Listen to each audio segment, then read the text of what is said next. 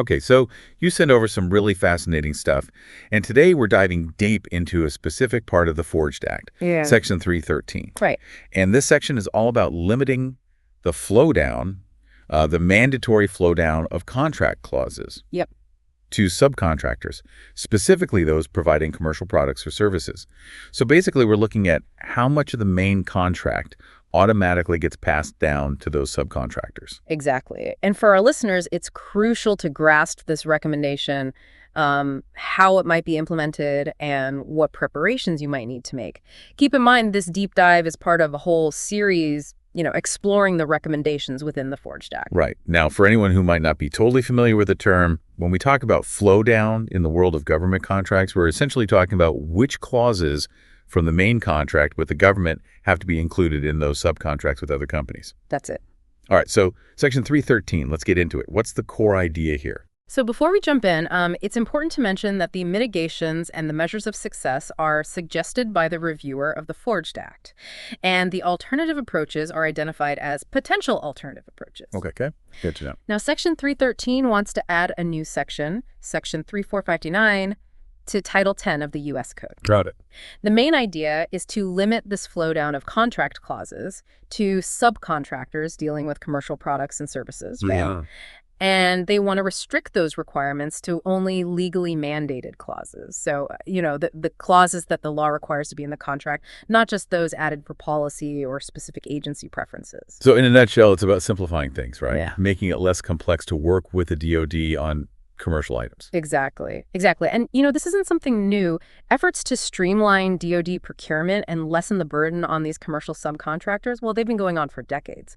Remember the 1994 Federal Acquisition Streamlining Act? They hoped that by using more commercial items, the process would become more efficient. But, those ingrained procurement practices often led to the same extensive sets of clauses being used, whether it was something off the shelf or a super specialized military component. And then we saw those GAO reports, right, available at dale.gov. They kept highlighting how all these extensive flowdown requirements were actually a major obstacle. Right, a huge barrier. They had a ton of compliance costs for subcontractors, right?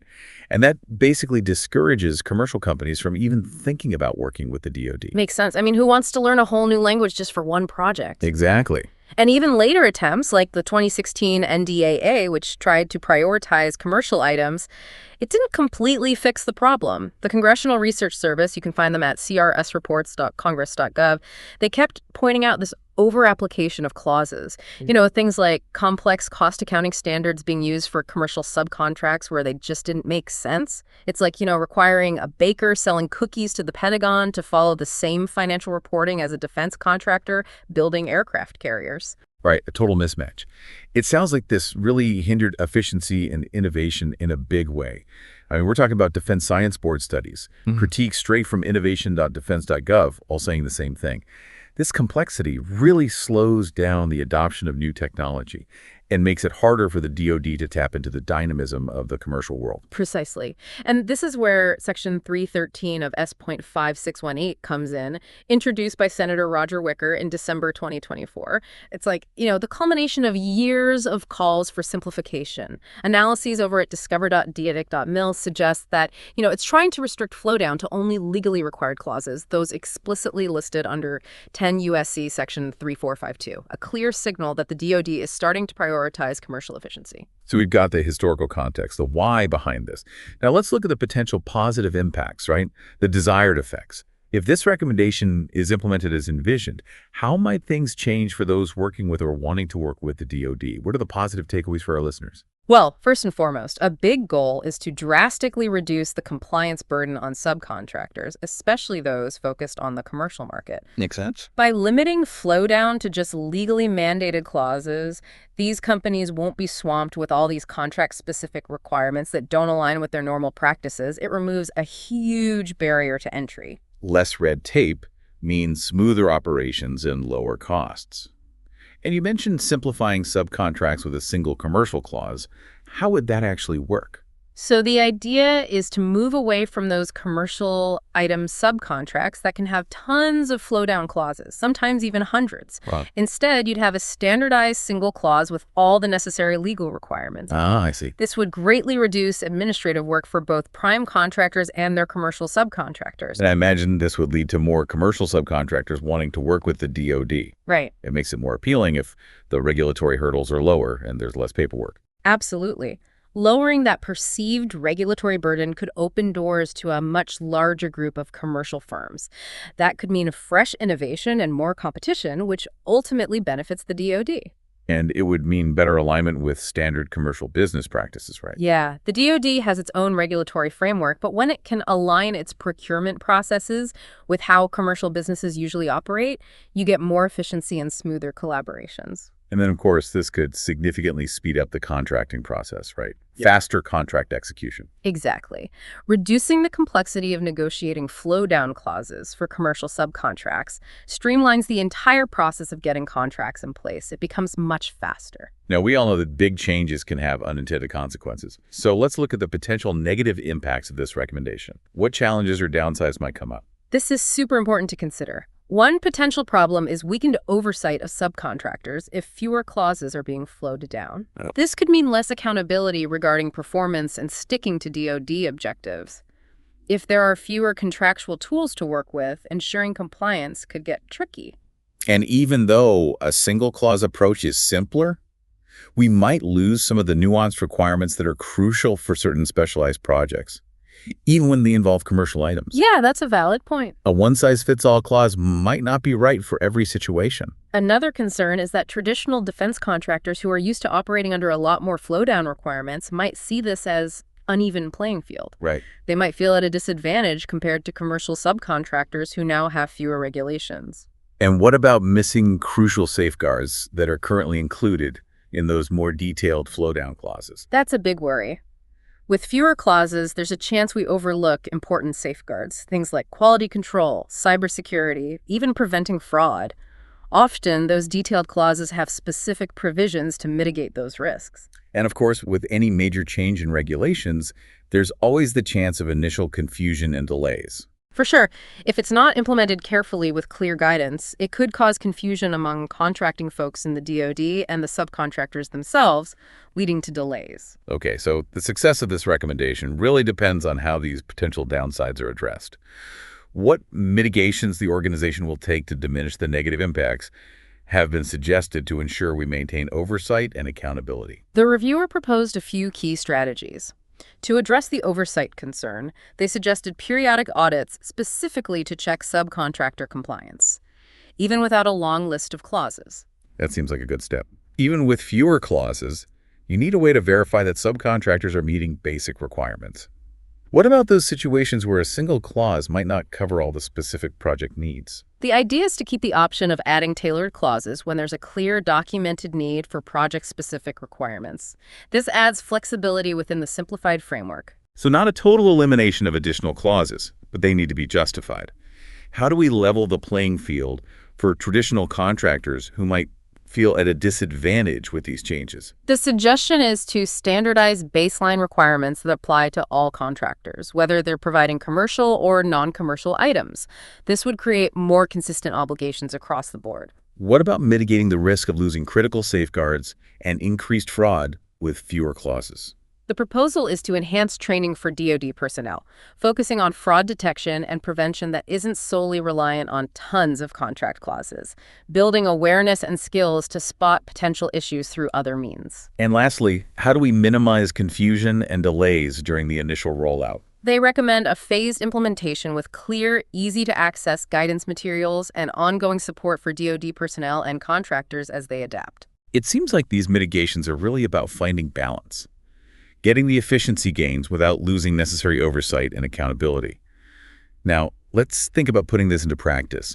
Which DoD personnel most affected should be prepping for these changes? Contracting officers will need to become experts in managing contracts under this new streamlined approach, right? Of course. They'll need to understand which clauses are still mandatory and how that single commercial clause works. Subcontract administrators will see changes too, potentially focusing more on performance monitoring and less on clause-by-clause compliance.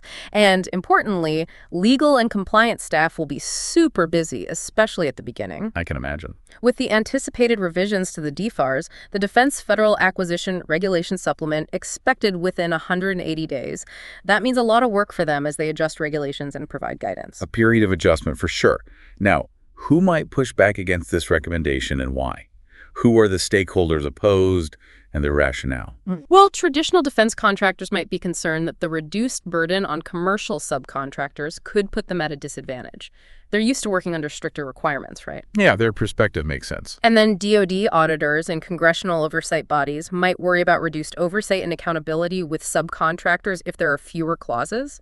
They want to ensure responsible use of taxpayer money and good performance. Understandable concerns. To make this work, it seems like we'll need some extra support and resources. What additional resources are anticipated? The DoD will probably need funding and personnel in a few key areas.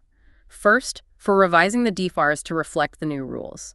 That might involve updating IT systems, creating new guidance documents, and training materials. Second, training programs for contracting officers, subcontract administrators, and other relevant staff are crucial to ensure everyone understands the new processes. And lastly, we'll probably need additional staff, at least initially, to handle the extra work from the DFARS revisions, to conduct those periodic audits, and to support everyone during that first 120 to 180 days. So how will we know if this recommendation is working? What are the measures of success to evaluate its effectiveness? They suggested tracking a few things. One is the growth in subcontractor participation, aiming for a 15% increase. This would indicate that the reduced burden is attracting commercial firms. Makes sense. Another is the speed of contract awards, aiming for a 20% faster turnaround. And finally, they'll monitor compliance issues, hoping to keep them below 5%. Importantly, these metrics are meant to be tracked after the initial 120-day implementation. Those are clear targets, giving us a way to assess the impact. Were any other approaches considered? What alternative approaches were on the table? Yes. One idea was tailored Flowdown waivers. So keep the existing Flowdown requirements, but allow waivers case by case if certain clauses aren't necessary for a specific commercial subcontract. This adds flexibility within the current system. Another idea, based on discussions on innovation.defense.gov, was a digital clause management system. Using technology to streamline the selection and application of clauses, maybe with AI or expert systems to ensure only necessary clauses are included while still having oversight and flexibility. Some interesting alternatives, focusing on targeted adjustments or tech solutions. To wrap up, let's do a quick summary of Section 313 and what it all means. Basically, Section 313 of the Forge Act wants to simplify subcontracting for commercial items. It aims to limit mandatory flow-down clauses to only those legally required, reducing the burden on subcontractors, encouraging more commercial participation, and speeding up contract execution. But we have to acknowledge the potential downsides. Reduced oversight, missing safeguards, and the mitigation strategies are crucial. Careful planning, resources for DFARS revisions and training, and monitoring those key performance indicators will be essential for success. This has been a really insightful look at Section 313. It has the potential to change how the DoD works with commercial subcontractors, bringing more efficiency and innovation. But as we discussed, careful implementation and a proactive approach to managing the risks are absolutely vital. Considering all this, what new strategies might organizations need to develop to really take advantage of the efficiencies Section 313 aims to create, while also minimizing the risks? As the DoD looks more and more to the commercial sector for new technologies and services, what role do you see innovation playing in ensuring both efficiency and strong accountability in defense contracting? These are important questions to ponder. And remember, this is just one part of the Forged Act. Join us for future deep dives as we explore more of these recommendations and their potential impact.